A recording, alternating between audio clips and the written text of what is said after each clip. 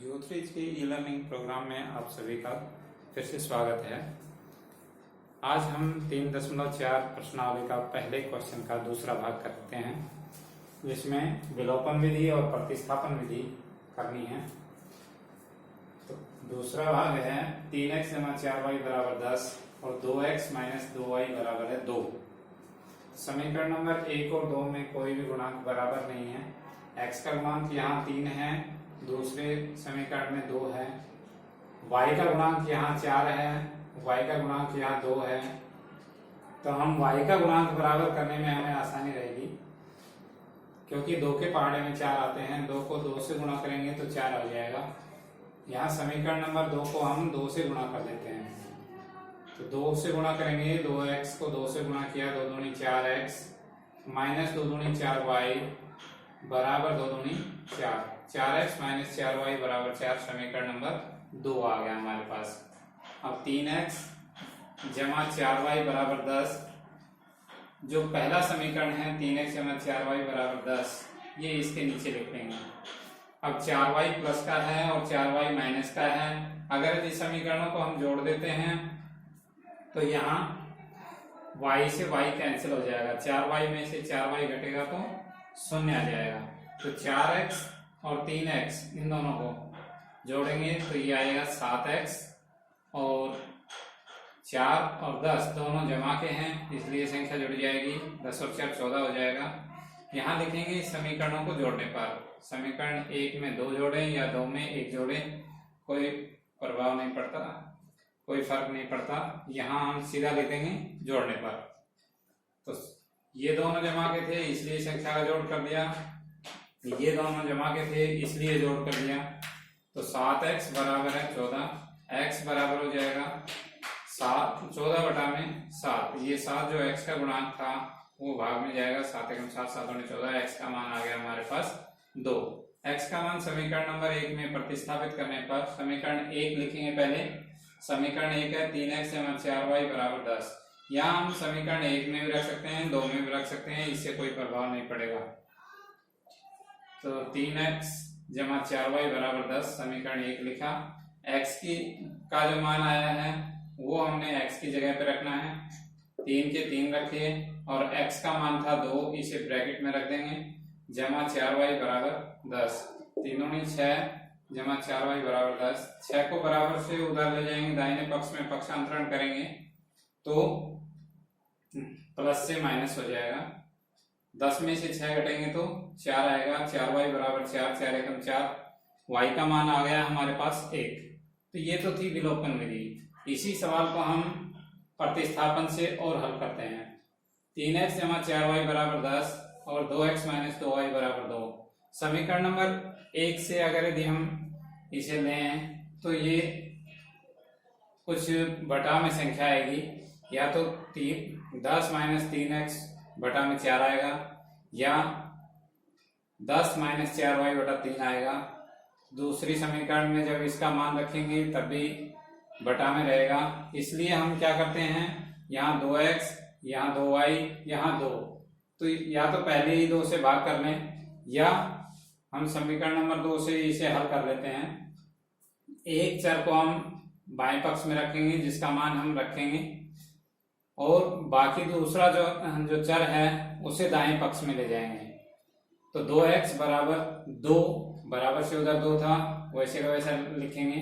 और 2y को हमने पक्षांतरण कर दिया दाएं पक्ष में, तो माइनस से ये घटा का था, इधर जमा का हो जाएगा। 2x जमा 2y हो गया, 2 जमा 2y हो गया। x का गुणांक था 2, तो इसलिए ये संख्या भाग में जाएगी। 2 यहाँ हम कॉमन लेते हैं, 2 से भाग कर दिया, 2 एकम 2 और 2 एकम 2y, तो y बच जाएगा 1 जमा y। 2 से 2 कैंसिल, 2 एकम 2, 2 एकम 2 कैंसिल हो जाएगा, 1 जमा y बचेगा। x को हम करके ले आए हम 1 जमा y, इसे समीकरण नंबर 3 लिख लेंगे। x का मान समीकरण नंबर 1 में प्रतिस्थापित करने पर, समीकरण नंबर 1 में रखें या 2 में रखें कोई फर्क नहीं, क्यों यहाँ तो हमने समीकरण नंबर 2 से निकाला है तो 1 में रखना ही रखना है। सॉरी, जब हम एक का मान कंप्लीट निकाल लेते हैं तब कोई प्रभाव नहीं पड़ेगा, लेकिन यहाँ अगर यदि हमने ये ध्यान देना है कि समीकरण 2 से हमने अगर यदि x या y का मान निकाला है तो 1 में रखना है और 1 से निकाला है तो 2 में रखना है। x का मान समीकरण नंबर 1 में प्रतिस्थापित करने पर समीकरण 1 लिखा 3x जमा 4y बराबर 10। x की जगह x का मान रखेंगे 1 जमा y, 3 ब्रैकेट में रखेंगे 1 जमा y जमा 4y बराबर 10। 3 से इसको गुणा करेंगे 3 एकम 3, 3y जमा 4y बराबर 10। 3y और 4y बराबर से एक तरफ y का मान निकालना है। इस 3 का पक्षांतरण करेंगे तो ये दाहिने पक्ष में जाएगा, माइनस का हो जाएगा प्लस से, ये घट जाएगा, ये दोनों की संख्या जुड़ जाएगी। 3y और 4y 7y बराबर 7, y का मान आ गया 7/7 बराबर 1। y का मान समीकरण नंबर 3 में प्रतिस्थापित कर देंगे क्योंकि 3 में आसानी रहेगी, इसमें कोई y का मान जैसे ही रखेंगे x बराबर है 1 जमा y, तो y की जगह 1 रखा, 1 और 1 हो गया 2, तो x का मान आ गया 2 और y का मान आ गया 1। इसी तरह से हम तीसरे और चौथे भाग को भी इसी प्रकार हल करेंगे। तीसरा भाग है 3x माइनस 5y बराबर 4 समीकरण नंबर 1 और 9x बराबर 2y जमा 7। y को हम बराबर से बाएं पक्ष में लेके आएंगे तो माइनस का हो जाएगा 9x माइनस 2y बराबर 7, समीकरण नंबर 2 हो जाएगा। समीकरण नंबर 1 को के अंदर x का गुणांक 3 है और 2 में 9 है, 3 के पहाड़े में 9 आता है, 3 किया 9, इसलिए हम क्या कर रहे हैं समीकरण नंबर 1 को 3 से गुणा करेंगे।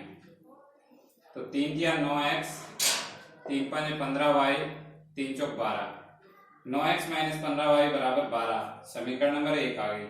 9x माइनस 2y बराबर 7, समीकरण नंबर 2 है। 9x का यहाँ भी गुणांक प्लस का है, यहाँ भी प्लस है, दोनों का चिन्ह एक जैसा है, इसलिए समीकरणों को घटाने पर समीकरण 1 में से समीकरण 2 घटा दिया तो घटाते समय चिन्ह बदल जाएंगे, माइनस ये प्लस, ये माइनस, ये माइनस था प्लस हो गया, प्लस था माइनस हो गया। ये 9x में से 9x घट गया 0, माइनस के 15y में से प्लस का 2y घट जाएगा, माइनस प्लस माइनस होता है, माइनस के 13y बचेंगे। ये प्लस का है, ये माइनस का है, घट जाएगा, 12 में से 7 घट गया, 5 बच गया। y बराबर माइनस 13 इसका गुणांक था, इसलिए ये भाग में जाएगा, माइनस 5/13 आ जाएगा। y का गुणांक आ गया माइनस का 5/13, क्योंकि प्लस का है 5, माइनस का है 13, तो ये माइनस का ही काउंट हो जाएगा। y का मान समीकरण 2 में प्रतिस्थापित करने पर y बराबर से इधर है समीकरण नंबर 2, तो 9x बराबर 2y जमा 7, y की जगह माइनस 5/13 रखेंगे, 2 5 10, माइनस का 10 हो जाएगा बटा 13 जमा 7, 13 लघुत्तम आ जाएगा, 13 एकम 13, 10 के 10 आ जाएंगे, ये माइनस का हो गया, अंश और हर में से एक माइनस हो तो माइनस का काउंट होता है, और 13 7 91 प्लस का है, 10 माइनस का है, तो प्लस का ज्यादा है, प्लस का हो गया 81। 9x बराबर 81/13 हो गया, तो x बराबर हो जाएगा 81/13, और ये 9 गुणांक में था, गुणांक था x का, तो ये भाग में जाएगा, 9 एकम 9, 9 ने 81, 9 पे कट जाएगा, तो 9/13, x का मान आ गया 9/13। ये तो था विलोपन विधि। अब देखिए प्रतिस्थापन विधि है। 3x माइनस 5y बराबर 4, 9x माइनस 2y बराबर 7। समीकरण नंबर 1 से हम हल करते हैं तो क्या आएगा, 3x को हमने बाएं पक्ष में रखा, 5y को हमने दाएं पक्ष में पक्षांतरण किया, 4 जमा 5y हो जाएगा। 3x का गुणांक था, ये भाग में जाएगा, तो ये हो जाएगा 4 जमा 5y बटा में 3, तो x का मान आ गया 4 जमा 5y बटा 3, इसे हम समीकरण नंबर 3 लिख सकते हैं। अब जो x का मान आया है वो समीकरण नंबर 2 में प्रतिस्थापित करने पर, यहाँ समीकरण 1 से निकाला था हमने ये मान x का, तो समीकरण 2 में रखना है, तो समीकरण 2 लिखिए, 9x माइनस 2y बराबर 7, 9 ब्रैकेट x का मान जो है ब्रैकेट में रखेंगे, 4 जमा 5y बटा में 3, 3 से ये कैंसिल हो जाएगा, 3 तिया 9, माइनस के 2y के माइनस 2y बराबर 7 के साथ, 3 से ये संख्या गुणा हो जाएगी, 3 चौक 12 और 3 5 15y माइनस 2y बराबर 7, 12 को दाएं पक्ष में पक्षांतरण करेंगे तो 15 माइनस 2y बराबर 7 माइनस 12। 13 बचेगा, प्लस का 15 माइनस का 2y 13 बचेगा 13y बराबर 7 माइनस 12, माइनस के ज्यादा है, माइनस के 5 बच गए, y बराबर -5/13। तो y का मान आ गया -5/13। अब y का मान समीकरण नंबर 2 में प्रतिस्थापित करने पर y का मान आया है -5/13, जो y की जगह रखेंगे। और पहले हम समीकरण नंबर 2 लिखेंगे, 9x बराबर 2y जमा 7। तो y की वैल्यू रखेंगे 9x बराबर 2 ब्रैकेट में 5 -5/13 रख दिया y का मान जमा 7। इन दोनों की गुणा करेंगे तो माइनस के 10/13 जमा 7। 13 लघुत्तम आ जाएगा, 13 कम 13 तो 10 के 10 आ जाएंगे, माइनस के 13 1 से भाग करेंगे तो 13 आएगा। 13 गुणा 7 13 7 91। 91 प्लस का है, माइनस का 10 है तो माइनस के कम है, प्लस का 81/13 आ जाएगा। x बराबर 9 का गुणांक है,